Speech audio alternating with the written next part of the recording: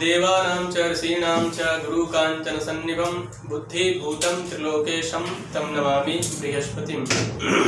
नमस्कार मित्रों, मैं आचार्य प्रमोद उपाध्याय मार्गी गुरु के इस सीरीज में आप सभी का हार्दिक स्वागत करता हूं। मित्रों, जैसा कि आप सभी को पता है कि गुरु काफी समय से वक्र गति से चल रहे थे।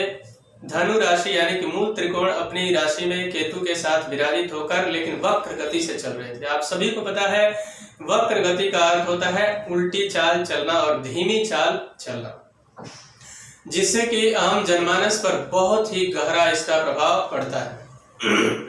गुरु मार्गी होने जा रहे हैं 12 सितंबर 2020 यानी कि शुद्ध अश्विन कृष्ण पक्ष तिथि 10वीं और दिन शनिवार को वह मार्गी हो जाएंगे,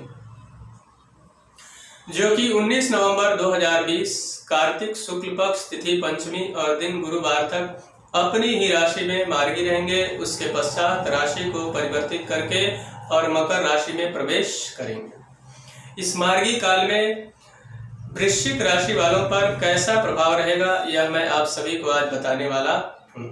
सबसे पहले वृश्चिक राशि वालों के लिए द्वितीय भाव में विराजित रहेंगे, यानी कि सेकंड हाउस में रहेंगे। द्वितीय भाव में रहेंगे तो किन किन चीजों को लेकर आपको सावधानी बरतने की आवश्यकता रहेगी, सर्वप्रथम इस पर चर्चा करते हैं। पैतृक संपत्ति को लेकर बहुत ही सावधान रहना होगा, अन्यथा विवादों में आप फंस सकते हैं और वह विवाद काफी लंबा हो सकता है।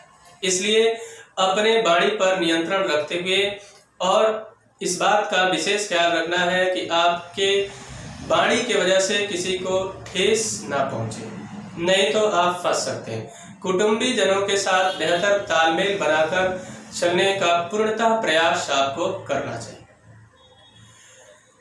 किसी को भी पैसा लेन देन करने से बहुत सावधानी पूर्वक आपको बढ़ना चाहिए आगे, अन्यथा पैसा तो दे देंगे लेकिन वापस मिलना बहुत मुश्किल हो जाएगा। इस बात का विशेष ख्याल रखें। अनर्गल खर्चों से आपको इस समय बचना चाहिए। नेत्र संबंधित कोई रोग आपको हो सकता है, इसलिए अगर नेत्र में कोई समस्या आती है तो तुरंत उसका ट्रीटमेंट इस टाइम फ्रेम के अंदर आपको करवा लेना चाहिए। द्वितीय भाव में स्थित होकर, जैसा कि आप सभी को पता है कि गुरु के पास 3 दृष्टि है, 5, 7 और 9। द्वितीय भाव में स्थित होकर षष्ठम भाव यानी कि 6th हाउस पर 5वीं दृष्टि से देखेंगे, जिससे कि आपके शत्रु आपसे कोसों दूर भागेंगे, पनाह मांगते नजर आएंगे। उसके साथ साथ अगर आपने कर्ज लिया है तो कर्ज चुकाने में आप बिल्कुल सफलता की ओर जाते हुए दिखाई दे रहे हैं। इस समय अगर आप कर्ज लेते भी हैं तो भी आप उस कर्ज को चुकाने में कामयाब रहेंगे। कोई पुराना रोग जिससे कि आप बहुत ज्यादा परेशान हैं, उस रोग से इस दरमियान आपको मुक्ति मिलेगी। कोर्ट कचहरी से जुड़ा हुआ अगर कोई मामला है जिसमें बहुत दिनों से आप उलझे हुए थे और वह सुलझ नहीं पा रहा था, वह सुलझेगा और आप शत्रुओं पर विजय प्राप्त करने में काफी हद तक कामयाब रहेंगे। अब गुरु की जो 7वीं दृष्टि है वह 8th हाउस यानी कि अष्टम भाव पड़ेगी, जिससे कि आपका कॉमन सेंस बड़ा ही जबरदस्त तरीके से काम करेगा। किसी गुप्त चीज के खोज में काफी समय से अगर आप लगे हुए थे और वह खोज आपकी पूर्ण नहीं हो पा रही थी, उसमें भी आप सफलता की ओर जाते हुए दिखाई दे रहे हैं।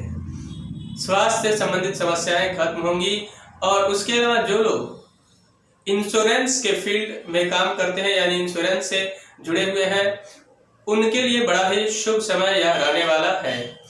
वाहन चलाते समय थोड़ी सी सावधानी आपको बरतना बहुत हद तक लाभदायक सिद्ध होगा। गुरु की जो 9वीं दृष्टि है वह 10th हाउस यानी कि 10th भाव पर पड़ेगी, जिससे कि जहां आप पहले आरोप प्रत्यारोप के शिकार हो रहे थे, जो गलती आपने नहीं भी की है उसका भी आरोप कई बार आप पर लग जाता था, उससे निकलकर आप बाहर आएंगे। कई बार ऐसा होता था आपके बिजनेस प्रीमिसेस या फिर आपके कार्यालय के अंदर, नौकरी के अंदर आपका निरंतर बेहतर प्रयास होता था, लेकिन आपके बॉस की डांट लगातार आपको पड़ती थी और इससे आपके मन में कहीं न कहीं जबरदस्त ठेस पहुंचता था। काम तो मैं करता हूं, लाभ किसी और को मिल जाता है। उसके साथ साथ अगर आपने बेहतर मेहनत की है और प्रमोशंस की तलाश बहुत दिनों से चली आ रही है और आपका प्रमोशन नहीं हो पा रहा है, तो इस टाइम फ्रेम के अंदर आपके प्रमोशन होने के चांसेस जो है बहुत ज़्यादा बढ़ रहे हैं और आपका प्रमोशन होना लगभग तय दिखाई दे रहा है। पॉलिटिकल क्षेत्र के अंदर है तो आपको वहां पर भी बहुत सारी चीजें, नए मान सम्मान और पद प्रतिष्ठा की वृद्धि होती हुई दिखाई दे रही है। सामाजिक हो या पारिवारिक हो, वहां भी मान सम्मान की वृद्धि होगी। पिता के साथ अगर किसी बात को लेकर मन मुटाव काफी समय से चला आ रहा है, उस मन मुटाव को खत्म करके और निरंतर प्रेम संबंध को स्थापित करने में आप इस टाइम के अंदर आप कामयाब रहेंगे। इस तरीके से आपका इस गुरु के मार्गी काल का फल आपको मिलने वाला है। लेकिन जो आपकी कमजोर कड़ी है उसको और बेहतर बनाने के लिए आपको प्रतिदिन अष्टगंध चंदन का तिलक लगाना चाहिए। घर से निकलते समय आपको पीले वस्तुओं का दान करना चाहिए या गुरुवार के दिन दान करें तो और भी अच्छा है। वृद्ध ब्राह्मण का आशीर्वाद प्राप्त करें। प्रतिदिन अष्टगंध चंदन पाउडर डालकर जल में आपको स्नान करना चाहिए। विष्णु सहस्त्र नाम का पाठ या ओम ब्रीम बृहस्पतये नमः मंत्र का जप आपके लिए बहुत हद तक लाभदायक सिद्ध होगा। मित्रों, मुझे आशा है कि मेरा यह कार्यक्रम आप सभी को पसंद आया होगा। अगर आप अपने प्रोफेशनल या पर्सनल लाइफ में किसी समस्या को लेकर बहुत ज्यादा परेशान है और उस समस्या का समाधान नहीं मिल पा रहा है या फिर आप अपने जन्म कुंडली का विश्लेषण करवाना चाहते हैं तो आप हमसे संपर्क करके और उस समस्या का समाधान प्राप्त कर सकते हैं। तब तक के लिए इजाजत दीजिए। नमस्कार।